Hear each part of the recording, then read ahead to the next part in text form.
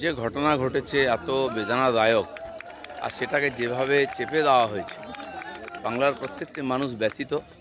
লক্ষ লক্ষ মানুষ এর বিরুদ্ধে প্রতিবাদ করেছেন ক্যান্ডেল হাতে নিয়ে, কিন্তু তাও সেই পরিবার ন্যায় পায়নি। মানুষ দুঃখী ছিলেন, মানুষ চাইছিলেন সত্য সামনে আসুক, দোষীরা সাজা পাক। তারই প্রক্রিয়া শুরু হয়েছে। তার সঙ্গে যারা যারা যুক্ত হন তাকে তো দায়িত্ব নিতেই হবে। একই দিনে আরও একজন দুঁদে পুলিশ কর্তা সাসপেন্ড, তার নাম শান্তনু সিনহা রয়, আজীবনের জন্য।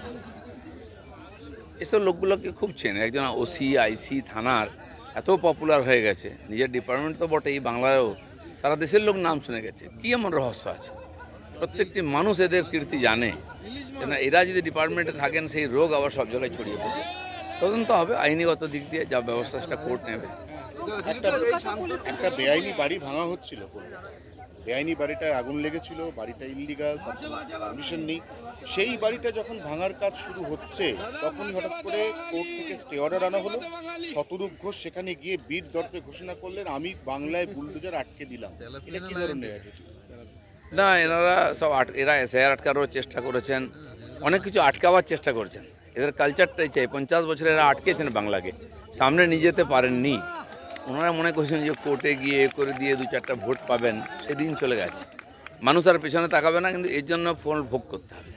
তৃণমূলের fact finding team post pole violence যেখানে যেখানে হয়েছে, আজ 3 ভাগে ভাগ হয়ে তৃণমূল কংগ্রেসের নেতা নেত্রীরা তারা বিভিন্ন জায়গায় যায়। এই ফ্যাক্ট ফাইন্ডিং টিম যদি 21 সালের ইলেকশনের পরে শুরু হতো, তাহলে ওদের এত বদনাম হতে হতো না, এত মানুষকে ঘর ছাড়া হতে হতো না, কোটি কোটি টাকা সম্পত্তি বা প্রাণহানি হতো না।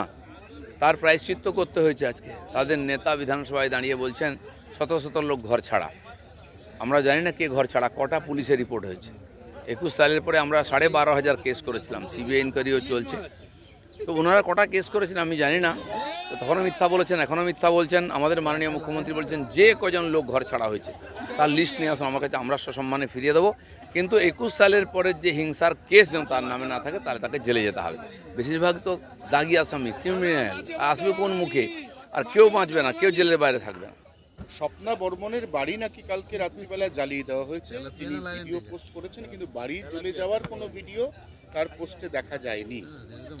গলত, মানে অসৎ সঙ্গে এই অবস্থা হয়।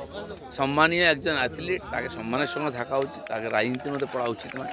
কমপক্ষে এই ধরনের যারা খুব নিম্নমানের লোক, যাদের সঙ্গে ওনার মেশা মানায় না, সম্মানের সঙ্গে দেশের জন্য লড়াই করুন, আমরা সঙ্গে আছি। আমরা কথা দিয়েছিলাম, করে দেখিয়ে দিচ্ছি। 1 সপ্তাহ হয়নি সরকারের বয়স। ভগবান শ্রীকৃষ্ণ যেমন 6 দিনের মধ্যে পুতনা বধ করেছিলেন, তো পুতনা, হিড়িম্বা যত আছে, বকাসুর, মঘাসুর, অঘাসুর সব বধ হবে। কাউকে ছাড়বো না আমরা। আমাদের মুখ্যমন্ত্রী যে স্পিডে কাজ করছেন, বিরোধীরা বুঝতেই পারছে না কোথায় ঘর সামলাবে, কি করবে। বাংলার মানুষ খুব খুশি, আশীর্বাদ করছেন। আর আমরা যেন ভুলে না, মাননীয় মুখ্যমন্ত্রী ভুল সময় জন্মেছে, তো সেজন্য প্র্যাকটিসটাও ভুল হয়ে গেছে।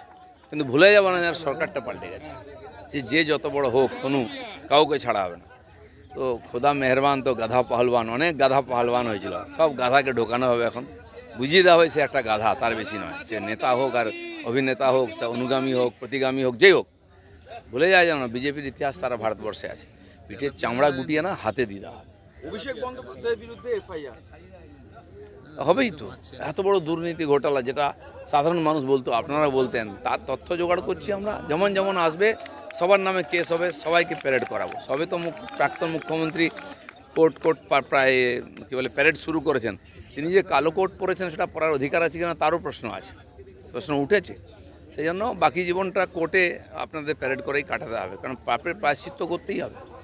হাসপাতাল থেকে দালালরাজ উৎখাত, পরিষেবা সচল করতে, রেফার রোগ বন্ধ করতে জোরালো দাবাই মুখ্যমন্ত্রী শুভেন্দু অধিকারী। গতকাল বৈঠক করছেন,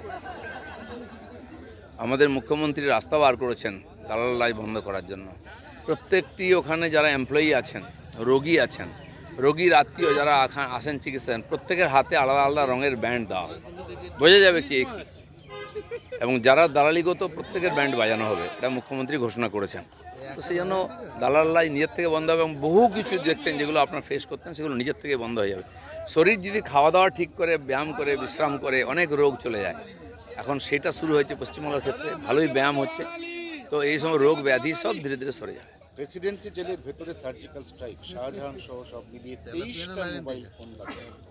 সবে শুরু হয়েছে, যেখানে যেখানে ঘুণ ধরেছে সেখানে সেখানে আমরা ওষুধ স্প্রে করব।